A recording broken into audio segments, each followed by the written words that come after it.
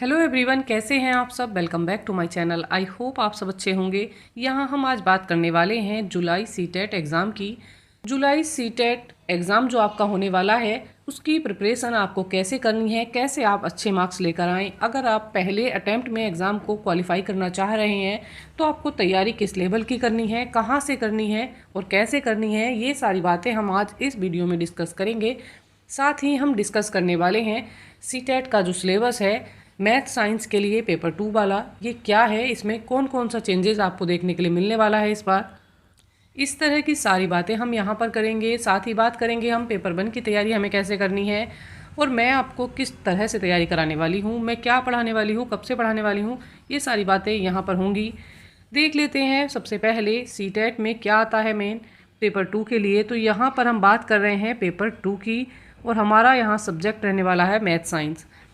सबसे पहले आता है इसमें सीडीपी, दूसरा पोर्शन आता है मैथ्स का, फिर आता है इसमें साइंस, उसके बाद आती है लैंग्वेज 1 और language 2।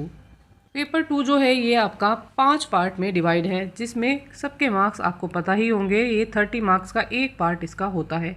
Each part carry 30 marks और आपको 150 मार्क्स से कितने मार्क्स लेकर आने हैं जिससे कि आप इस एग्ज़ाम को क्वालिफाई कर जाएं। तो यहाँ पर आपको लेकर आने होते हैं 90 मार्क्स अगर आप जनरल के कैंडिडेट हैं। तो यहाँ पर आप अपना जो क्राइटेरिया है वो 90 मानकर चलिए, तभी आप एग्ज़ाम को क्वालिफाई कर पाएंगे। तो ये 90 मार्क्स आपको कैसे लाने हैं फर्स्ट अटैम्प्ट में। और आप जानते ही होंगे सीटेट का जो रिज़ल्ट है काफ़ी डाउन जा रहा है। पिछली बार भी जो फॉर्म फिल हुए थे, जो आपने एग्ज़ाम दिया था ये जनवरी वाला, उसमें केवल 2 लाख बच्चे पास हुए हैं, 22 लाख बच्चे यहाँ पर फेल हुए हैं। तो इतना डाउन रिजल्ट जाने के क्या कारण है। यहाँ पर जो इसके पीछे सबसे बड़ा कारण है वो है, एक तो पेपर का लेवल काफ़ी टफ हो गया है, हार्ड हो गया है, और दूसरा है यहाँ पर टाइम मैनेजमेंट। आपने सब कुछ कर लिया है पर आपके 1-2 मार्क्स से आपका सीटेट का एग्ज़ाम रह जाता है। तो वो इसीलिए रह जाता है कि ऐसा नहीं है आपने तैयारी नहीं की है, तैयारी आपने की है, पर जो आपका टाइम मैनेजिंग का फंडा था वो यहाँ पर काम नहीं कर पाया है। आप टाइम को सही से मैनेज यहाँ नहीं कर पाए हैं। 1-2 क्वेश्चन उसी की वजह से आपका रह जाता है। कुछ बच्चे जो हैं अपने लैंग्वेज में ही फंस कर रह जाते हैं कि वो इंग्लिश का जो पैराग्राफ है उसको पढ़ ही नहीं पाते हैं, तो आंसर वो नहीं कर पाते हैं।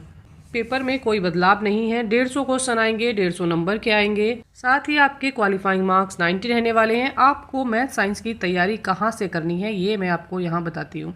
आपको तैयारी करनी है एनसीईआरटी की बुक से। आपको एनसीईआरटी पढ़ लेनी है, उसी से आप तैयारी करेंगे तो आप जुलाई के एग्ज़ाम को क्वालिफाई कर पाएंगे। क्योंकि एग्ज़ाम में इससे बाहर के क्वेश्चन नहीं पूछे जाते, सारे क्वेश्चन आपके हूबहू एनसीईआरटी बेस्ड होते हैं, उसमें कोई चेंजेस नहीं देखने को मिलते हैं। बात कर लेते हैं मैथ साइंस के सिलेबस की। तो क्या सिलेबस रहने वाला है मैथ का। नंबर सिस्टम रहेगा मैथ में, अलजेब्रा रहेगा। तो ये सारे जो टॉपिक हैं ये पुराने ही टॉपिक हैं, इनमें कोई चेंज आपको देखने के लिए नहीं मिलने वाला है। नंबर सिस्टम में आपको knowing our number, playing with numbers, whole number, negative number और इंटीजर के बारे में देखने के लिए क्वेश्चन मिलेंगे। साथ ही अलजेब्रा में इंट्रोडक्शन ऑफ अलजेब्रा है, रेशियो और प्रोपोर्शन है। आगे इसमें आपको ज्योमेट्री देखने के लिए मिलेगी, मेंसुरेशन है, डाटा हैंडलिंग है, और उसके बाद है आपके सब्जेक्ट की पेडागोजी। उसके क्वेश्चन यहाँ पर आपसे पूछे जाएंगे। आगे देख लेते हैं साइंस का क्या सिलेबस रहने वाला है। साइंस का सिलेबस भी सेम है, इसमें कोई चेंज आपको देखने के लिए इस बार भी नहीं मिलने वाला है। यहाँ पर फूड रहेगा, सोर्स ऑफ फूड है, कंपोनेंट ऑफ फूड है और क्लीनिंग फूड है। तो यहाँ ये फूड वाला टॉपिक है, चैप्टर है। आगे इसमें आपको देखने मिलेंगे the bird of living, moving things, प्यूपिल and ideas, how things work, electric current and circuit और मैग्नेट, नेचुरल फिनोमिना। साथ ही नेचुरल रिसोर्सेज की बात की गई है और इसके साथ आएगा यहाँ पर आपका पेडागोजिकल इशू। तो ये भी आपको यहाँ लर्न करने हैं। अब आपको तैयारी किस लेवल की करनी है, कैसे करनी है।